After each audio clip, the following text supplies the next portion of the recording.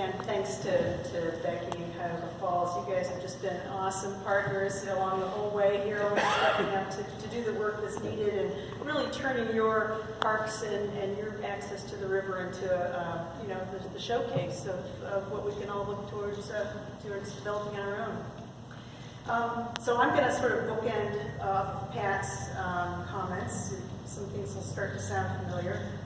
So as you all know, these kinds of big multi-jurisdictional projects can only be pulled off with the cooperation of many partners. This water trail is no different. With a river that flows through dozens of political boundaries and has lots of issues still related to water quality and recreation, we have so many public and private partners involved over, and I think it probably goes back going on close to 10 years maybe from the initial organizations of this.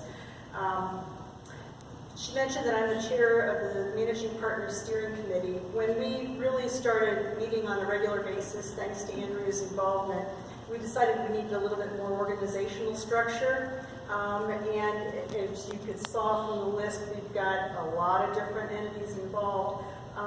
Some with a little bit more at stake than others, and those with more at stake are those public entities, the park districts, the municipalities that actually own and are responsible for managing those access points. So we decided to organize our partners into two different groups. Managing partners are those public access point managers, and then our stakeholder partners. It's been a concerted effort to nail down and add additional access points, make them official, and more are on the way, so keep your eyes open for that. We just, are so pleased to have the support of so many municipalities and park districts to do that. We still have a lot of work to do, and we'll continue to collaborate over the next year or so with some pretty intensive efforts at developing a water trail plan. And in that plan, that's where we'll get into the nitty-gritty of, okay, how are we going to have these best management practices? What kinds of etiquette rules are we going to have out there? What kind of communication pieces are we going to have? Because at the end of the day, it's all enjoy the river, take care of the river, be safe. And we just, we know you can go to Acme and buy a kayak for $200 and get on the river, but a lot of people don't know what they're doing. So that's what we're here to do. We want to make sure people are safe. So the stakeholder partners are private citizens and nonprofit organizations providing invaluable support and advice. Really fun group. These meetings we get a lot done. We have a good time doing it. And I just want to make sure that we give them the due acknowledgement that they deserve, because a lot of these groups, they're just volunteering their time. I work for the park district, and that's part of my job to come to these meetings, but you get these guys like the American Canoe Association, Keel Haulers Canoe Club, they're spending their own time being here day and night. So let's give it a hand to all the stakeholders.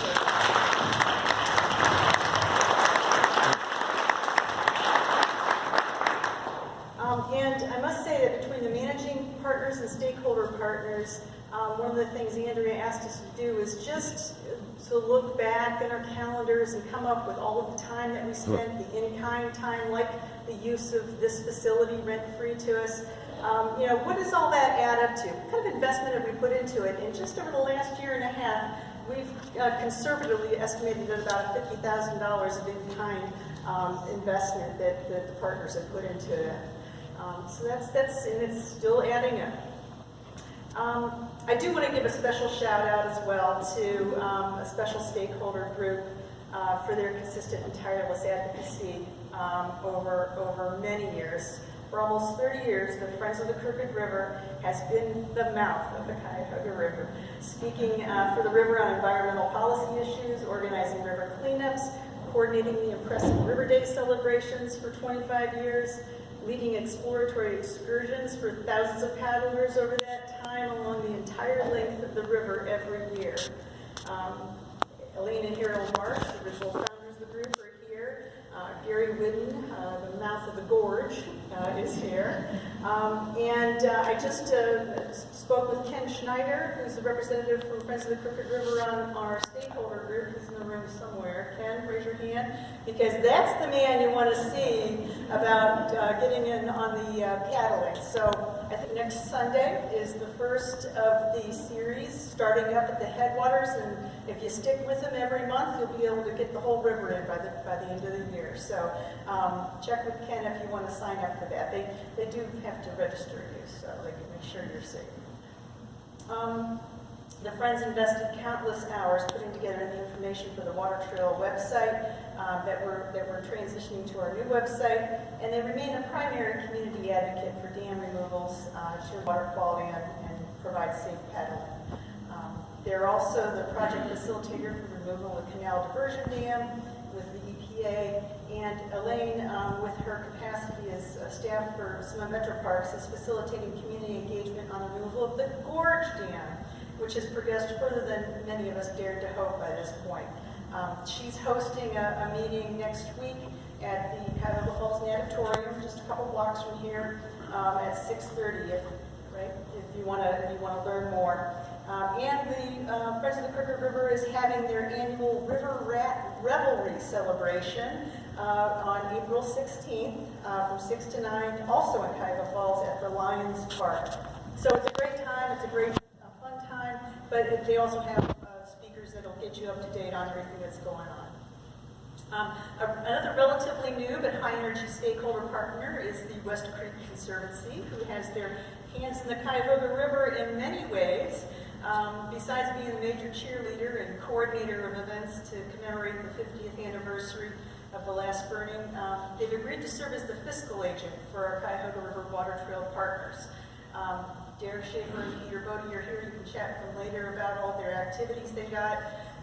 But they really helped to fill a bill because we're just sort of an unofficial collaboration of the people, as you mentioned.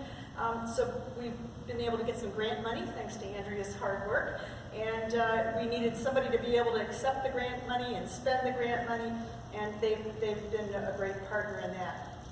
So speaking of grants, I'd like to acknowledge our funding partners. The Akron Summit Convention and Visitors Bureau granted almost $5,000 with the assistance of the Summit Metro Parks Foundation. Those funds were used for community outreach, including our initial website development and our initial brochures, like you have in your packet there.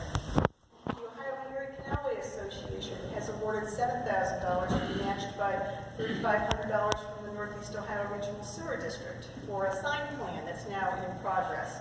So you can imagine the challenges of coming up with a coordinated sign system for 100 miles of river. We thought we needed some good standards for that. The George Gunn Foundation awarded $50,000 for development of the trail, and we're going to use those funds for mapping, signage, brochures, training, and the godsend of our intern, Maddie Bocci.